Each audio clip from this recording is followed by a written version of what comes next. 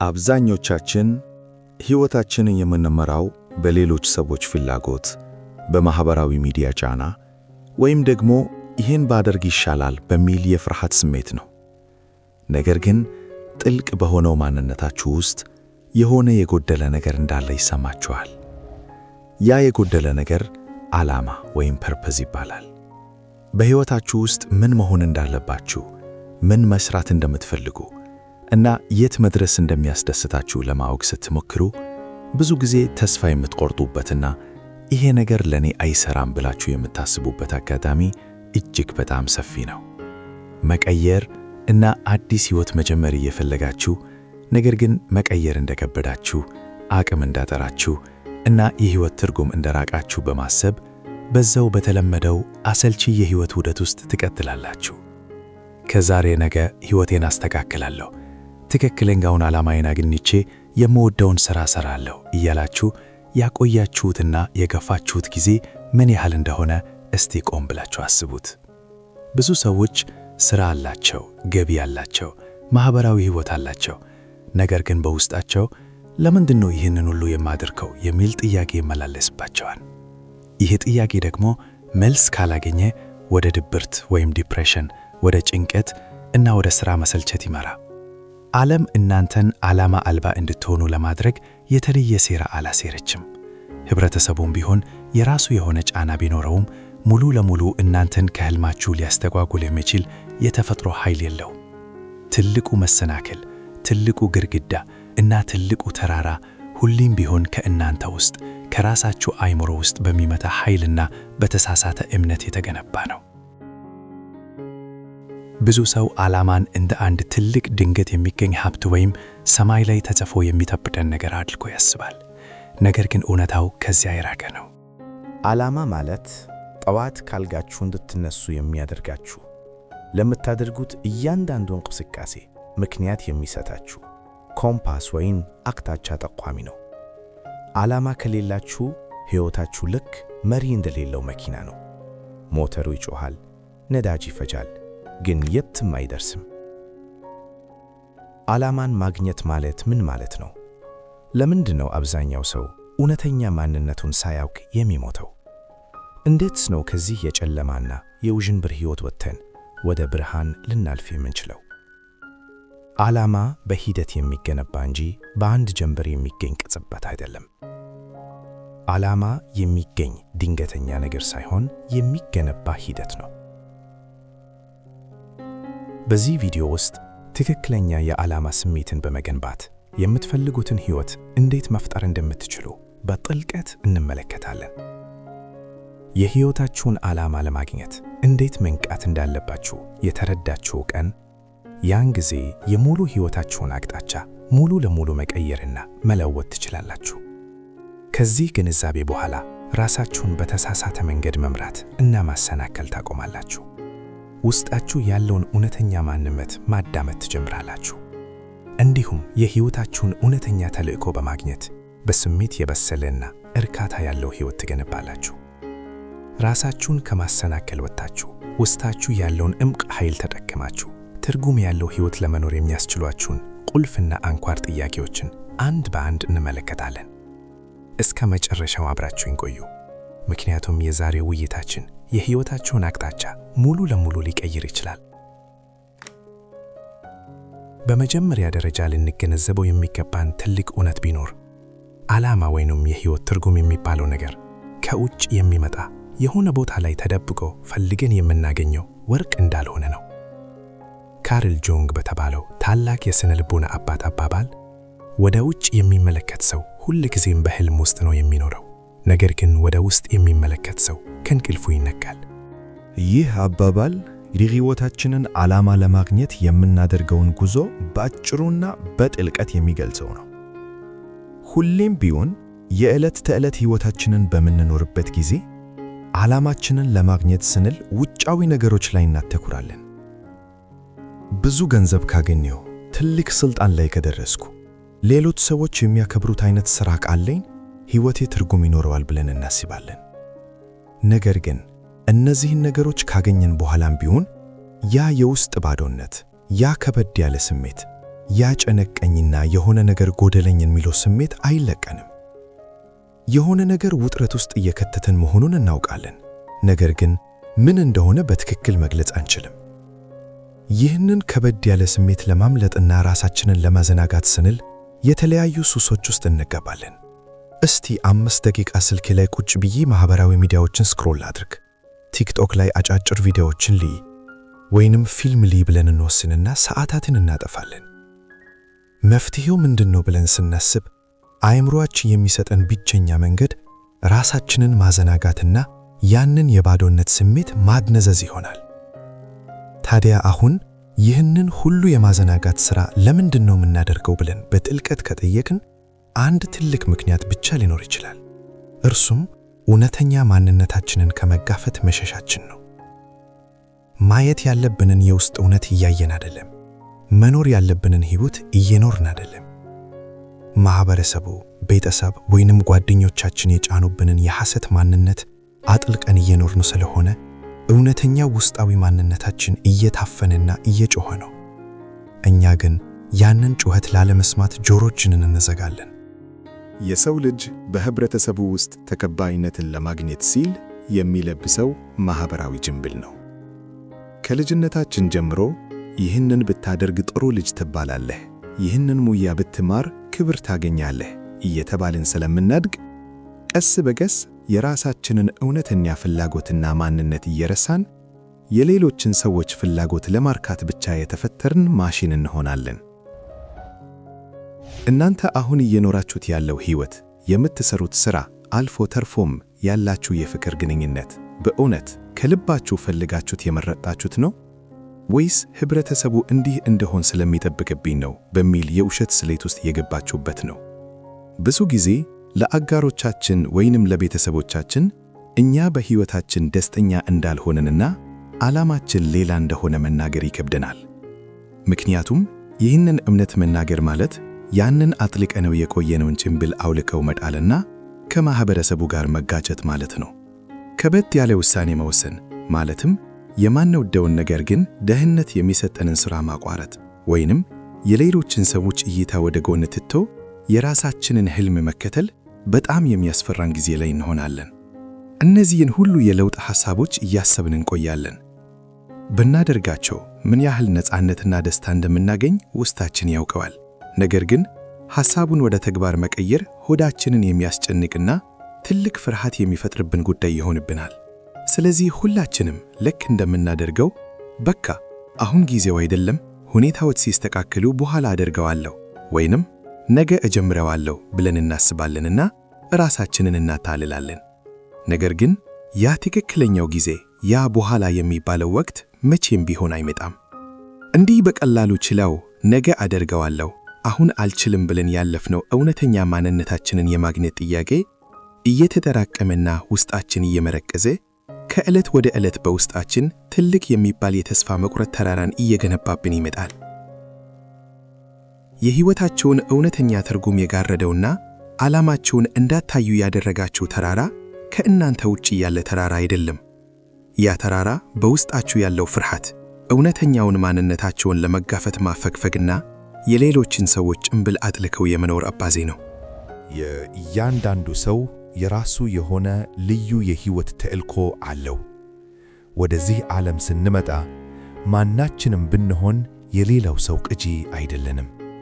በዲኤንኤ ደረጃም ቢሆን የራሳችን የሆነ የተለየ ዝንባሌ፣ የማሰብ ችሎታ እና የሆነ ነገርን የመውደድ አቅም አለን። ይህንን ተፈጥሯዊ ዝንባሌያችንን ወይንም የውስጥ ድምፃችንን በልጅነት ጊዜያችን በጣም በግልጽ እንሰማው ነበር። ገና ምንም አይነት የህብረተሰብ ጫና ሳይኖርብን፣ ገንዘብ ማግኘት ወይንም የሰዎችን ክብር መሻት ሳያስጨንቀን በፊት እንዲሁ በደመ ነፍስ የምንወዳቸውና በሙሉ ስሜታችን የምናደርጋቸው ነገሮች ነበሩ። አንዳንዶቻችን ስዕል መሳል፣ አንዳንዶቻችን ዕቃዎችን መፈታታትና መገጣጠም፣ አንዳንዶቻችን ደግሞ ሰዎችን ማዝናናት ወይንም ተፈጥሮን ማጥናት ያስደስተን ነበር። እነዚህ የልጅነት ውስጣዊ ግፊቶች እውነተኛው ዓላማችን የት ጋር እንዳለ የሚጠቁሙን ኮምፓሶቻችን ነበሩ። ነገር ግን እያደግን ስንመጣ ትምህርት ቤት ስንገባና ከማህበረሰቡ ጋር ስንቀላቀል ይህ የውስጥ ድምፅ ቀስ በቀስ በውጫዊ ድምጾች መዋጥና መታፈን ይጀምራል። ወላጆቻችን፣ አስተማሪዎቻችንና በአጠቃላይ ማህበረሰቡ ይሄ ነገር አያዋጣም፣ ይሄ ሥራ ገንዘብ አያስገኝም፣ እንደ እገሌ ዶክተር ወይንም መሐንዲስ መሆን አለብህ እያሉ የራሳቸውን ፍርሃትና ምኞት በእኛ ላይ ይጭናሉ። በዚህ ጊዜ ነው እንግዲህ እኛ ራሳችንን ከእውነተኛው የማንነታችን ምንጭ እየራቅን የምንመጣው። የውጫዊው ዓለም ድምፅ በጣም እየጎላ ሲመጣ የውስጣችን ድምፅ ሙሉ ለሙሉ ይጠፋል፣ ወይንም በጣም ደካማ ከመሆኑ የተነሳ መስማት እስከሚያቅተን ድረስ ዝም ይላል። በዚህ መንገድ ነው ብዙዎቻችን እውነተኛ ዓላማችንን ስተን ባልተፈጠርንለትና በማያስደስተን የሕይወት መስመር ውስጥ እንገደደው። ዓላማን ማግኘት ማለት አዲስ ነገርን ከውጪ መፍጠር ሳይሆን ወደ ኋላ ተመልሶ ያንን በልጅነታችን የነበረንን ነገር ግን በውጫዊ ድምጾች የታፈነውን የውስጥ ፍላጎትና ዝንባሌ መልሶ ማግኘት፣ ማስታወስ እና ከእሱ ጋር መገናኘት ማለት ነው። ይህንን የውስጥ ድምፅ ችላ ማለትና በውጭው ዓለም ፍላጎት መመራት ስነ ልቦናዊ በሆነ መንገድ ራሳችንን እንድናሰናክል ያደርገናል። እኛ እንደ ሰው ልጆች መድረስ ያለብን መሆን የምንችለው ከፍተኛ ቦታ ላይ እንዳንደርስ ትልቁን እንቅፋት የሚፈጥርብን ይሄው የውሸት ሕይወት መምረጣችን ነው። ብዙ ጊዜ ሰዎች ዓላማቸውን ማሳካት ሲያቅታቸውና ሕይወታቸው ሲበላሽ ሲመለከቱ ምክንያቱን ወደ ውጪ በመግፋት ዕድል የለኝም፣ ሰዎች አይረዱኝም፣ ወይንም በቂ ገንዘብ የለኝም ብለው ሊያስቡ ይችላሉ። አንዳንዴም ደግሞ ስንፍና ነው፣ የዲሲፕሊን ማጣት ነው ብለው ራሳቸውን ይወቅሳሉ። ነገር ግን ከነዚህ ሁሉ የራቀና እጅግ በጣም ጥልቅ የሆነ ምክንያት አለ። እርሱም በአእምሮአችን ውስጥ ያለው የድብቅ ሕሊና አሰራር ነው። ድብቁ ሕሊናችን እኛን ሁልጊዜም ከተለያዩ አደጋዎች እየጠበቀን እንደሆነ ነው የሚያስበው። እውነተኛ ዓላማችሁን ለማግኘት ስትነሱ አዲስ ነገር መሞከር፣ የለመዳችሁትን ምቹ ቦታ መልቀቅ እና ሰዎች ምን ይሉኛል የሚለውን ፍርሃት መጋፈጥ ግድ ይላችኋል። ይህ ለውጥ ደግሞ ለድብቁ ሕሊናችሁ እጅግ በጣም አስፈሪ የሆነ አደጋ ነው። ምክንያቱም ለውጥ ማለት አእምሮአችን የማያውቀውና ያልለመደው አዲስ ክልል ውስጥ መግባት ማለት ነው። ምንም እንኳን አሁን ያላችሁበት ሕይወት የምትሰሩት ዓላማ ቢሰራ እና ያላችሁበት ሁኔታ እጅግ በጣም ምስቅልቅ ያለና የሚያስቃይ ቢሆንም አእምሮአችሁ ግን የሚያውቀውና የለመደው ያንን መከራ ስለሆነ ከማላቀው ደስታ ይልቅ የማቀው መከራ ይሻለኛል ብሎ ይወስንና እናንተን እዛው አሮጌው ሕይወታችሁ ውስጥ ለማስቀረት የሞት የሽረት ትግል ያደርጋል። ይህ ሁኔታ በአእምሮአችሁ ውስጥ ትልቅ ግጭት እንዲፈጠር ያደርጋል። በንቃት የምናስብበት አእምሮአችን ሁኔታዎችን በደንብ ማመዛዘን ስለሚችል አይ ሕይወቴን መቀየር አለብኝ፣ እውነተኛ ዓላማዬን ፈልጌ ማግኘትና ደስተኛ መሆን እፈልጋለሁ ይላል። ነገር ግን ልክ እንደ ኮምፒውተር ፕሮግራሚንግ ከጀርባ ሆኖ ሙሉ ሥርዓቱን የሚያንቀሳቅሰው አንኮንሺየስ አእምሮአችን ደግሞ አይ እኔ ደህንነቴ የተጠበቀበትን ቦታ መምረጥ ነው የምፈልገው፣ የማቀውና የለመድኩት አሰልቺ ሕይወት ውስጥ ብቀመጥ ይሻለኛል ይላል። በዚህ በሁለቱ ድምጾች መካከል ያለው ከፍተኛ ውጥረትና ቴንሽን ነው እንግዲህ ራሳችሁን እንድታሰናክሉና ዓላማችሁን እንዳታገኙ የሚጋርዳችሁን ትልቅ ተራራ በውስጣችሁ የሚገነባው። ይህ ራስን የማሰናከል አባዝ በተለይም ዓላማን በመፈለግ ሂደት ውስጥ በብዙ የተለያዩ ቅርሶች በሕይወታችን ውስጥ ይከሰታል። ድንገት በአንድ ቀን ሕይወታችንን አያበላሸው፣ ነገር ግን በረቂቅ መንገድ ምቾትንና ኮምፈርት ዞንን እየሰጠን እኛነታችንን ያጠፋናል። ለምሳሌ ያህል ፐርፌክሽኒዝም ወይንም ሁሉንም ነገር ፍጹም ለመሞከር አንዱ ራስን የማሰናከል መንገድ ነው። እውነተኛ ዓላማችሁን አግታችሁ ለምሳሌ የራሳችሁን የንግድ ሥራ ለመጀመር፣ መጽሐፍ ለመጻፍ ወይንም አዲስ ሙያ ለመማር አስባችሁ ነገር ግን ይህንን ሐሳብ ገና ሙሉ ለሙሉ አላዳበርኩትም፣ በቂ ገንዘብ አላገኘሁም ወይንም ሁኔታዎች 100% አልተመቹም እያላችሁ በፍርሃት ቆይ በደንብ ፕላን አድርጌ ሁሉ ነገር ፍጹም ሲሆን እጀምራለሁ ትላላችሁ። ይህ እንግዲህ ፍርሃታችሁን በብልጠት የሸሸጋችሁበትና ራሳችሁን ያሰናክላችሁበት ትልቁ መንገድ ነው። ሌላኛውና ዋነኛው መንገድ ደግሞ ነገሮችን ማምለጥ ወይንም አቮይዳንስ ነው። እውነተኛ ማንነታችሁን ለማግኘት ከራሳችሁ ጋር ለብቻችሁ ጊዜ ማሳለፍ፣ ውስጣችሁን ማዳመጥና ከባድ ጥያቄዎችን ራስን መጠየቅ ግድ ይላል። ነገር ግን ይህንን ከማድረግ ይልቅ ሁልጊዜም በማህበራዊ ሚዲያ፣ በፊልም፣ በጭፈራ ወይንም በማያቋርጥ ሥራ ራሳችሁን ታጠምዳላችሁ። መወሰን ያለባችሁን ወሳኝ የሕይወት አቅጣጫ ውሳኔ ቆይ አሁን ጊዜው አይደለም፣ አልተረጋጋሁም እያላችሁ ወደፊት ትገፋላችሁ። ማድረግ ያለባችሁን ነገር አሁን ሳታደርጉት እየሸሻችሁና እያራዘማችሁ በሄዳችሁ ቁጥር ከእውነተኛ ማንነታችሁና ዓላማችሁ እየራቃችሁ ትሄዳላችሁ። ከዚህም በተጨማሪ ከልክ በላይ ማሰብ ወይንም ኦቨርቲንኪንግ ዓላማችንን እንዳናገኝ ከሚያደርጉን እንቅፋቶች አንዱ ነው። ውስጣችሁ የሚፈልገውን ነገር ለማድረግ ስትነሱ ፍርሃታችሁ ያቆማችኋል። ይሄ ነገር ባይሳካስ? ሰዎች ቢስቁብኝስ? የያዝኩትን ሥራ ብለቅና አዲሱ ቢከሸፍብኝስ? እያለ በሺዎች የሚቆጠሩ አሉታዊ ሐሳቦችን ያመነጭባችኋል። እስከ መቼ ነው አይምሮዬ ውስጥ እንደዚህ አይነት ሐሳብ የሚመታው ቃላችሁ ያንን እውነተኛ ዓላማችሁን ለማሳካት የጀመራችሁትን ጉዞ እርግፍ አድርጋችሁ ትታችሁ በቃ አላደርገውም ለአሁኑ ይቆይ ብላችሁ ራሳችሁን እስክታሳምኑ ድረስ ነው። ያኔ ፍርሃታችሁ ይረጋጋል፣ ነገር ግን እናንተ በውስጣችሁ ትሞታላችሁ። ሌላኛው ዓላማን ለማግኘት በምናደርገው ጥረት ውስጥ ራሳችንን የምናሰናክልበት መንገድ ሁሌም አዳዲስ ነገሮችን መጀመርና ማቋረጥ ነው። አንዳንድ ሰዎች የሕይወታቸውን ትክክለኛ ዓላማ እየፈለጉ እንደሆነ በማሰብ ከአንድ ሥራ ወደ ሌላ ሥራ፣ ከአንድ የትምህርት ዘርፍ ወደ ሌላው ወይንም ከአንድ የፍቅር ግንኙነት ወደ ሌላው ይዘላሉ። አንድ ቦታ ላይ ረግተው መቀመጥና ነገሮችን በጥልቀት መመርመር አይችሉም። አዳዲስ ነገሮችን መጀመራቸው አዳዲስ ፈተናዎችን ለመቀበልና ለማደግ ሳይሆን እውነተኛ ማንነታቸውን ከመጋፈጥና ካለባቸው የውስጥ ባዶነት ለማምለጥ የሚያደርጉት መፍጨርጨር ነው። ወደ ውስጥ ገብቶ እውነተኛውን እኔን ከመፈለግ ይልቅ ውጪ ላይ ያለውን ነገር በመቀያየር የውስጡን ባዶነት ለመሙላት ይሞክራሉ። ይህ ደግሞ መቼም ቢሆን ዓላማን ሊያስገኝ አይችሉም። ከዚህም ሁሉ ባሻገር ደግሞ ኩራት የሕይወት ዓላማችንን እንዳናገኝ የሚጋረደን ትልቅ ግድግዳ ነው። ሕይወታችን ትርጉም እንዳጣ፣ ዓላማ አልባ እንደሆንን እና መቀየር እንዳለብን በደንብ እናውቀዋለን። ነገር ግን እንዴት መለወጥ እንደምንችል ስለማናቅ እና የሰዎችን እርዳታ ወይንም የስነ ልቦና ባለሙያ ድጋፍ መጠየቅ እንደ ውርደት ስለሚቆጠርብን በዛው በጨለማው ሕይወታችን እንቀጥላለን። ታዲያ እነዚህ ሁሉ ራስን የማሰናከያ መንገዶች በዕለት ተዕለት ሕይወታችን ውስጥ ሳናስተውላቸው እየተፈጠሩ የሕይወታችንን ትልቅ ክፍል ይወስዳሉ።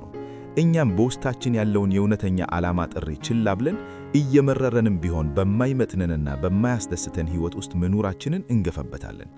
ይህን ስናደርግ ምናልባትም ውጭ ላይ ያጣነው ነገር ብዙ የለም ብለን እናስብ ይሆናል። ነገር ግን ሳናስበው በውስጣችን ትልቅ ጉዳት እያደረስን ነው። ለራሳችን ያለን ክብርና ጣዕም እንመጣለን። በራሳችን ላይ ያለን እምነት ይሟጠጣል። እንዲሁም ውስጣችን ያለውን እምቅ ችሎታ እያባከን ነው እንሄዳለን። ቀስ በቀስ ሕይወታችን በእምነትና በዓላማ ላይ የተገነባ ሳይሆን በፍርሃትና በማምለጥ ላይ የተመሠረተ ይሆንብናል። ቃላችንን ለራሳችን ባጠፍን ቁጥር እኔ መቼም የምለወጥ ሰው አይደለሁም፣ ዓላማ የሚባል ነገር ለእኔ አይሰራም ብለን ራሳችንን እናሳምናለን። ነገር ግን ይህ ትክክለኛ ማንነታችሁ ፍጹም አይደለም። ይህ በፍርሃታችሁና በሌሎች ሰዎች ጫና የተገነባ የሐሰት ጭንብል ነው። እውነተኛውን ማንነታችንን ለማግኘት ጥላችንን ወይንም the shadow የተባለውን የውስጥ ክፍል መጋፈጥ አለብን ይላል። ጥላችን ማለት በውስጣችን ያለን ነገር ግን ልንቀበለው ያልፈለግነው የደበቅነው ማህበረሰቡ አይቀበለውም ብለን ያፈንነው ማንነታችን ነው። ፍርሃታችን፣ ቁጣችን፣ የልጅነት የፈጠራ ዝንባሌያችንና እብደታችን ሁሉ በዚህ ጥላ ውስጥ ይገኛሉ። የሕይወታችንን ዓላማ ለማግኘት ይህንን የደበቅነውን ማንነታችንን ወደ ብርሃን አውጥተን ልንቀበለውና ልናቅፈው ይገባል። እያንዳንዱ የለውጥና የዓላማ ፍለጋ ጉዞ የሚጀመረው በሐቀኝነት ነው። ሕይወታችሁ ትርጉም ያጣው፣ ዓላማችሁን ያላገኛችሁት ሌሎች ሰዎች ስለከለከሏችሁ ሳይሆን ራሳችሁ በራሳችሁ ላይ በገነባችሁት ተራራ ምክንያት መሆኑን ማመን አለባችሁ። ሕይወትን፣ ዕድልን ወይንም ፈጣሪን መውቀስ በጣም ቀላል ምርጫ ነው። ምክንያቱም ምንም አይነት ኃላፊነት እንድትወስዱ አያስገድዳችሁም። ነገር ግን ሁሉም ነገር በሐቀኝነት መጀመር አለበት ስንል እያንዳንዱ በሕይወታችን ውስጥ የሚፈጠረው ነገር ምላሻችን፣ ደስታችንም ሆነ ሐዘናችን የሚመነጨው ከራሳችን መሆኑን ማመን መቻል አለብን ማለት ነው። ስሜቶቻችሁ፣ ፍርሃቶቻችሁ እና ምን ልሁን የሚሉት ጥያቄዎቻችሁ ወደ እናንተ ሲመጡ እነሱን መሸሽና ማፈን አቁማችሁ ማዳመጥ ስትጀምሩ ያኔ በእርግጥም ከልባችሁ የምትፈልጉትንና ለእናንተ የተፈቀረውን እውነተኛ የሕይወት ዓላማ እያወቃችሁ ትመጣላችሁ። የዛኔ እውነተኛው ብርሃን ወደ ውስጣችሁ ይገባል። ታዲያ አሁን ይህንን ዕውቀት ይዘን ዓላማችንን ለማግኘት እና የምንፈልገውን ሕይወት ለመገንባት ልናደርጋቸው የሚገቡ ተግባራዊ እርምጃዎች ምንድናቸው ወደሚለው ነጥብ እንምጣ። የመጀመሪያውና በጣም ወሳኙ እርምጃ ሐሳባችሁን፣ ፍርሃታችሁን እና የውስጥ ጥያቄዎቻችሁን በወረቀት ላይ ማስፈር ወይንም መጻፍ ነው። ቁጭ ብላችሁ ይተሳካላችሁ ያልሆነውን ነገር፣ ደስተኛ ያልሆናችሁበትን የሕይወታችሁን ክፍል በግልጽ መጻፍ ጀምሩ። በልጅነታችሁ ምን ማድረግ ያስደስታችሁ እንደነበር፣ ምን አይነት ተሰጥኦ እንደነበራችሁ እና አሁን ደግሞ ያንን ነገር ለምን እንደተዋችሁት ጻፉት።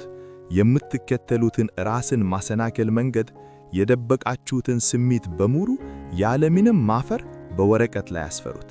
ይህን ማድረግ ለምን ይጠቅማል ካላችሁ፣ ፍርሃታችሁንና የውስጥ ግራ መጋባታችሁን ከአእምሮአችሁ አውጥታችሁ ከእነሱ ጋር ርቀት እንዲኖራችሁ ያደርጋል። ያኔ ያንን ፍርሃትና ግራ መጋባት እንዴት መፍታትና ወደ ዓላማችሁ መቅረብ እንደምትችሉ በግልጽ መመልከት ትችላላችሁ። ነገር ግን ይህንን የውስጣችሁን ተራራና ፍርሃት በወረቀት ላይ መመልከቱ ብቻውን በቂ አይሆንም። ይህንን ተራራ እንዴት መውጣትና ማለፍ እንዳለባችሁ ማወቅ ይኖርባችኋል። እውነተኛ ዓላማችሁን አውጥታችሁ ወደ ተግባር ለመቀየር ውስጣችሁ ያለውን ስነ ልቦናዊ ዑስል ወይንም ሉፕ መስበር ግድ ይላችኋል። እውነተኛ ዓላማችሁን ለማሳካትና የምትፈልጉትን ሕይወት ለመገንባት ስትነሱ ችግሮችና ፈተናዎች ወደ ሕይወታችሁ መምጣታቸው አይቀርም። ቤተሰብ ምን እያደረክ ነው ሊላችሁ ይችላል። በዚህ ጊዜ ልክ እንደ ድሮ ለማምለጥና ነገሮችን አቮይድ ለማድረግ የምትሞክሩ ከሆነ ተመልሳችሁ ወደዛው ዓላማ ቢል ሕይወት ውስጥ መውደቃችሁ አይቀርም። ስለዚህ ዓላማችሁን ስትከተሉ የሚመጣው ለማንኛውም ፈተና ራሳችሁን ቆም ብላችሁ መጠየቅና ማረጋጋት አለባችሁ። እናንተን ከማያረዱ እውነተኛ ማንነታችሁን ከማያከብሩና ዋጋ ከማይሰጧችሁ ሰዎች ጋር ያላችሁን ግንኙነት ማስተካከል ይኖርባችኋል። እናንተ በውስጣችሁ እውነተኛ ደስታን ከማግኘት ይልቅ ለሰው ደስተኛ መስሎ መታየትን የምትፈልጉ ሁሌም ስህተት ነው። አዲስ የሕይወት ዓላማ ይዛችሁ ስትነሱ ተመሳሳይ ፍርሃት፣ ጥርጣሬና ማምታት በውስጣችሁ ይፈጠራል። ይህ ግን ደካማ ስለሆናችሁ ሳይሆን አእምሮአችሁ አሁንም ከለውጥ ለመጠበቅ ስለሚሞክር ነው።